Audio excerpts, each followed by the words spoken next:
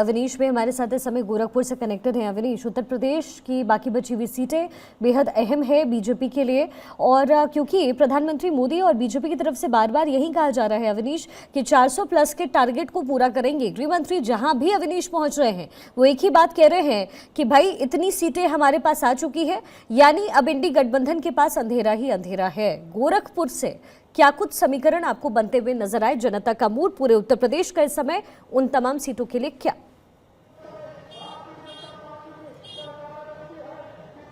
देखिए, अगर गोरखपुर की बात करें, गोरखपुर लगातार लंबे समय से बीजेपी के खाते की सीट रही है। खुद गोरखपीठ का लगातार यहाँ पर कब्जा रहा। खुद योगी आदित्यनाथ कई बार यहाँ से सांसद रहे, उनके गुरु अवैधनाथ यहाँ से सांसद रहे, उससे पहले उनके दादा गुरु दिग्विजय नाथ यहाँ से कई बार सांसद रहे।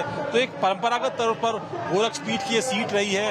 बावजूद इसके कांटे का मुकाबला कई बार हुआ है। बीते चुनाव में अगर आप बात करें, पिछला जो चुनाव हुआ था वहां पर तो कोई बहुत मुश्किल का सामना नहीं करना पड़ा था, लेकिन 2018 में जब उपचुनाव हुआ था वहां पर समाजवादी पार्टी के उम्मीदवार ने बीजेपी के उम्मीदवार को यहाँ पर शिकस्त दी थी, लेकिन एक बार फिर बीजेपी अपने पाले में वो सीट लाने में कामयाब रही थी। आज मुख्यमंत्री योगी आदित्यनाथ का रोड शो है, उससे पहले किस तरह की तैयारी है ये हम आपको गोरखपुर से दिखाएंगे। गोरखपुर पूरे इलाके में जिस तरह से सीटें आती हैं, गोरखपुर, महाराजगंज, देवरिया, कुशीनगर, सलेमपुर की लोकसभा सीटें हैं जो इस पूरे मंडल के अंदर आती हैं, और सभी सीटों पर वर्तमान में बीजेपी का कब्जा है। चुनौती बीजेपी के सामने यह है कि बदले हुए समीकरणों में, जातिगत समीकरणों में, या फिर उम्मीदवारों के प्रति जो लोगों में नाराजगी है उसको लेकर के कहीं कहीं उसको मुश्किलों का सामना करना पड़ा। लेकिन भरोसा है किस बात का? मुख्यमंत्री योगी आदित्यनाथ की छवि का। यहां से रोड शो शुरू होगा। रवि किशन जो यहाँ के सांसद हैं, दूसरी बार लोकसभा का चुनाव लड़ रहे हैं, वो यहाँ से बीजेपी के उम्मीदवार के तौर पर, और उनके समर्थन में योगी आदित्यनाथ का थोड़ी देर बाद यहाँ पर रोड शो शुरू होना है। इसकी तैयारियां यहाँ पर है। मुख्यमंत्री का इंतजार जो है वो किया जा रहा है। सुरक्षा का अमला यहाँ पर मौजूद है, और एक पूरा माहौल जो है वो इस वक्त यहाँ पर चुनाव का जिस तरीके का बना हुआ है, माना जा रहा है कि रोड शो अहम रोल जो है वो कहीं न कहीं रवि किशन के लिए जो वोटों का जुगाड़ यहाँ पर होगा उसके लिए बहुत महत्वपूर्ण कड़ी होगा, क्योंकि योगी आदित्यनाथ खुद गोरखपुर सदर सीट से विधायक हैं। पहली बार वो विधानसभा पहुंचे, लेकिन इससे पहले कई बार वो सांसद रहे। उनकी छवि, उनकी सरकार, उनके मुख्यमंत्री काल में गोरखपुर और आसपास के इलाके का बड़ा विकास हुआ है। ऐसे में उनके चेहरे पर, उनके नाम पर, उनकी छवि पर बीजेपी कहीं न कहीं यहाँ रिलाई कर रही है, और इसीलिए लगातार उनकी डिमांड है। वो एक एक लोकसभा क्षेत्र में 5-5, 6-6, 4-4 मीटिंगें कर रहे हैं और लगातार जा रहे हैं वो, इसीलिए वो गोरखपुर कैंप कर रहे हैं। गोरखपुर मठ से ही लगातार पिछले कई दिनों से चुनाव प्रचार अभियान चला रहे हैं। चाहे उनको मिर्जापुर जाना हो, गाजीपुर जाना हो, मऊ जाना हो, वो गोरखपुर से ही जाने की कोशिश कर रहे हैं। सबसे बड़ी बात यह है कि जो समीकरण खास तौर पर इस इलाके के बने हुए हैं इस वक्त, चाहे अगर पंकज चौधरी जो केंद्रीय मंत्री है महाराजगंज से, वो चुनावी समर में है, काफी मुश्किल बताई जा रही है उनकी सीट। देवरिया से जो है जिस तरीके से उम्मीदवार विजय दुबे उम्मीदवार हैं, वो लगे वहां आरपीएनसी की प्रतिष्ठा दांव पर है। देवरिया से इस बार नया उम्मीदवार उतारा गया शशांक मणि त्रिपाठी को, वो मैदान में। सलेमपुर से पुराने सांसद को, रविंद्र कुशवाहा को ही मौका दिया है पार्टी ने। तो इन तमाम सांसदों के कहीं न कहीं दोबारा चुनकर आना, उसका दारोमदार योगी आदित्यनाथ पर है, और इसीलिए वो लगातार यहाँ पर मेहनत कर रहे हैं। और समूचे देश में 170 से ज्यादा सभाएं कर चुके हैं योगी, और अब से थोड़ी देर बाद वो यहाँ पर पहुंचने वाले हैं। शिखा जी, अदिति हमारे साथ कनेक्टेड हैं, लगातार वाराणसी में उनकी मौजूदगी है इस समय। अदिति के पास आपको लिए चले, उससे पहले अवनीश, अब चूंकि आपने पूरे सीट का समीकरण समझा दिया, और इस समीकरण में एक बात समझ में ये जरूर आई कि पिछली बार के मुकाबले बीजेपी के लिए इस बार का रण थोड़ा और डिफिकल्ट रहा है। डिफिकल्ट इसलिए भी रहा क्योंकि मायावती ने जिन लोगों को, उम्मीदवारों को उतारा है, वो कहा जा रहा है कि सपा को कम डेंट और बीजेपी को ज्यादा दे सकती है। लेकिन यहाँ एक पॉजिटिव पॉइंट भी है बीजेपी के लिए कि सपा और बसपा में ही आपस में टक्कर हो रही है, दोनों साथ चुनाव नहीं लड़ रहे। इसका फायदा भी बीजेपी को हो सकता है। तो ये जातीय समीकरण वहां पर कैसे सेट हो रहे हैं? याद करते रहिए, पूछिए कहां तक है, उन्हें कार्यक्रम नहीं। देखिए, ये बात सही है कि जातिगत समीकरणों का कई बार फायदा भी होता है, कई बार सियासत में नुकसान भी होता है, लेकिन चूंकि जो अंतर हुआ करता था, मतों का अंतर, वो बहुत ज्यादा था। अगर पिछली बार के आप चुनाव की बात करें, चाहे वो गोरखपुर की सीट हो, महाराजगंज की सीट हो, देवरिया की सीट हो, या फिर कुशीनगर या सलेमपुर की सीट हो, इन तमाम सीटों पर जीत का अंतर काफी ज्यादा था। वो जैसे जैसे विधानसभा चुनाव 2022 के आए, वो अंतर घटा। लेकिन गोरखपुर में कोई भी एक सीट, महाराजगंज की फरेंदा छोड़ दें, तो 60% सीटों पर जो है वो बीजेपी ने कब्जा किया। योगी आदित्यनाथ गोरखपुर सदर से विधानसभा का चुनाव लड़े, वो विधानसभा में गए, मुख्यमंत्री दोबारा बने। करीब 35 साल बाद कोई सरकार रिपीट हुई थी उत्तर प्रदेश के अंदर, और उस दौर में जब योगी आदित्यनाथ चुन करके पहुंचते हैं तो एक ऐसा विकास की उम्मीद इस इलाके में जगती है। और उसी का नजारा आपने देखा, चाहे अयोध्या में राम मंदिर की बात हो, गोरखपुर में एम्स की बात हो, या फिर गोरखपुर में फर्टिलाइजर कारखाने की बात हो, एयरपोर्ट की बात हो, कुशीनगर में एयरपोर्ट की बात हो, या फिर एक पूरा जो पूर्वांचल एक्सप्रेसवे के माध्यम से जो लिंक रोड्स बनी और उसके माध्यम से जिस तरीके से एक पूरा सड़कों का जाल इस इलाके में बना, उससे काफी उम्मीद है। तो मुख्यमंत्री के चेहरे पर उनके विकास के किए हुए कार्यों पर भरोसा रखकर बीजेपी एक बार फिर उन्हीं उम्मीदवारों के साथ लगभग मैदान पर है। देवरिया को छोड़ करके सभी जगहों पर उम्मीदवार वही के वही हैं। देवरिया में बदलाव किया गया और नए प्रत्याशी को उम्मीदवार के तौर पर उतारा गया। इंतजार हो रहा है, यानी बदलाव इस बार कम है। अगर देवरिया में सिर्फ बदलाव हुआ है तो फिर समीकरण भी बीजेपी ने सेट जरूर किया होगा। अदिति, अब आपके पास आते हुए, जब कोई भी वाराणसी पहुंचता है, कम से कम अगर पिछले 5 साल की बात करें तो वहां पर रिक्शा वाले से लेकर के कोई भी व्यक्ति जिसकी बड़ी दुकान हो, चाहे फिर छोटा कारोबारी क्यों ना हो, वो एक ही बात कहता है कि वाराणसी पूरी तरीके से बदल गया। प्रधानमंत्री कहते हैं कि ना मैं यहाँ आया, ना बीजेपी ने मुझे यहाँ भेजा है, मुझे मां गंगा ने बुलाया है। इस बार बीजेपी के लिए वाराणसी में समीकरण क्या है? हालांकि ये सवाल जो है बहुत प्रत्यक्ष रूप से बहुत सही भी नहीं है, क्योंकि वो तो तस्वीरें ही बता देती है।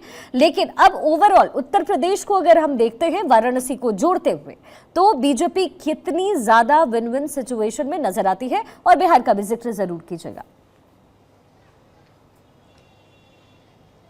वाराणसी एक रोल मॉडल लोकसभा या कॉन्स्टिट्यूएंसी रही है दुनिया भर में, देश भर में, जिसे बोलते हैं दुनिया भर में। इसलिए कह रही हूं क्योंकि कैसे वाराणसी G20 में भी इसका जिक्र हुआ, कैसे वाराणसी को संजोया है। देखिए, वाराणसी जस्ट वाराणसी कह देने से वाराणसी वाली बात नहीं है, ये शायद 3000 साल से ज्यादा पहले से यहाँ पर है। इन सबको संजोना, जहाँ मैं घाटों पर खड़ी हूँ, ये घाट और शिखा, आप तो कई बार वाराणसी आई हैं, आपने आज से 10 साल पहले के घाट और अब के घाट का जमीन आसमान का फर्क देखा है। अब आप ये कहेंगे कि हम बार बार जो ये बात कर रहे हैं वो एक ही बात क्यों करता है कि घाटों की सफाई हो गई तो बहुत कुछ है। ऐसा नहीं है। मैं कल पूरे लगभग वाराणसी में पैदल गलियों में पहुंची, बड़े फैक्ट्री, बुनकर से लेकर सभी लोगों से मिली। देखिए, सबसे प्राइम बात क्या कही जाती है, सड़कें बना दी गई हैं।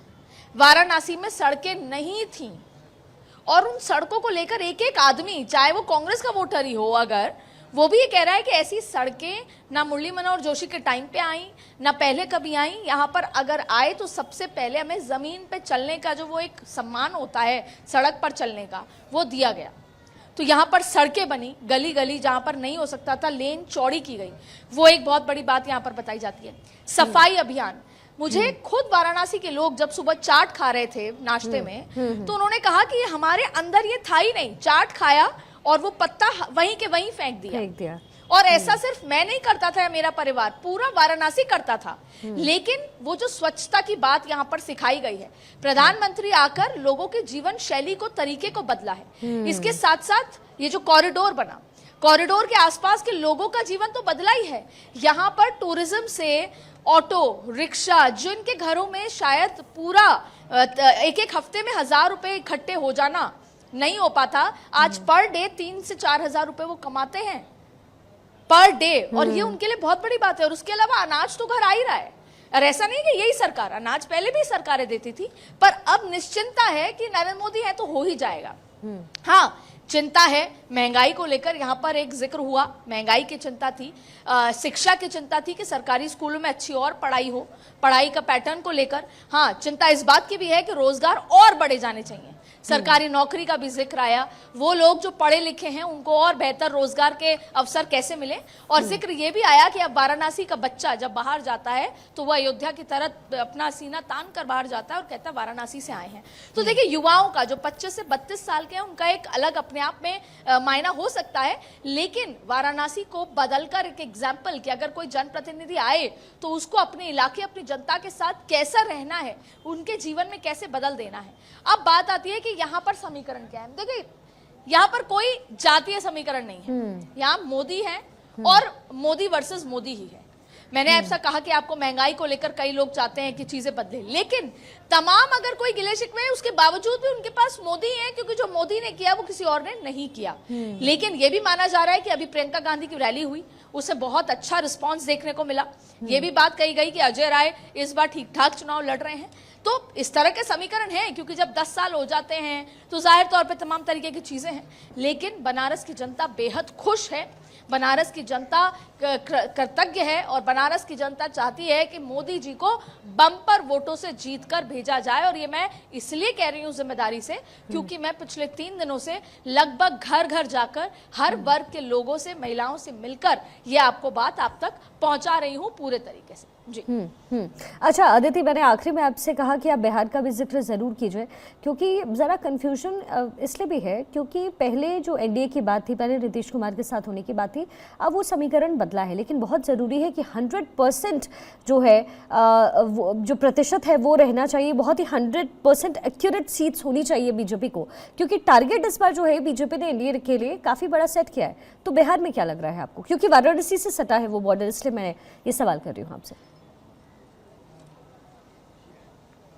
शिखा 2019 में 303 सीटें आई जब भारतीय जनता पार्टी अपने पीक पर थी, उत्तर में अपने बेस्ट परफॉर्म किया था, 100 आउट ऑफ 100 लिए थे। लेकिन अभी ऐसा देखने को नहीं मिल रहा, जैसे राजस्थान हो, जैसे मध्य प्रदेश हो, जैसे ये जो उत्तर के तमाम, जो हिमाचल की बात करें, सारे जो 100 आउट ऑफ 100 लिए थे, अब कहीं ना कहीं थोड़ा कमी दिख रही है। अब बिहार की बात करते हैं, 39 सीट्स आ जाना। लेकिन इस बार एक चिंता है अलायंस की, इसलिए प्रधानमंत्री नरेंद्र मोदी भाजपा के साथ साथ जेडीयू के लिए भी चुनाव प्रचार कर रहे हैं, चिराग पासवान के लिए भी चुनाव प्रचार कर रहे हैं। कहीं ना कहीं नीतीश कुमार का इधर से उधर जाने से वो जो लोगों के अंदर जो श्रद्धा भाव था, जो अति पिछड़ा वर्ग, अभी भी अति पिछड़े वर्ग पे ही डिपेंडेंसी है, लेकिन लोगों के अंदर जो एक भाव था वो कम होकर कहीं ना कहीं माना जा रहा है कि आरजेडी की तरफ चिटक रहा है। भारतीय जनता पार्टी भले ही अपने पुराने नंबर या एक आधा ऊपर नीचे हो सकती है, लेकिन जेडीयू को अपना वोट इंटैक्ट करना है और वो जो एक्सट्रीमली बैकवर्ड क्लास है वो आरजेडी ना चला जाए। इसलिए इन शॉर्ट बात यह है कि वहां चुनौती है और भारतीय जनता पार्टी खुद वहां पर चुनौती मान रही है। वो ये भी मान रही है कि पहले से सीटें अलायंस की कम होती नजर आ रही हैं, यानी कि बिहार में वोटिंग परसेंटेज कम है, उत्साह कमी है, और दूसरा वोट टर्नआउट, यानी कि कोशिश की जाए कि आरजेडी पे वोट शिफ्ट ना हो, इसका पूरा प्रयास वहां पर किया जा रहा है। चलिए ठीक है अदिति और अवनीश, बहुत बहुत शुक्रिया हमारे साथ कनेक्ट होने के लिए।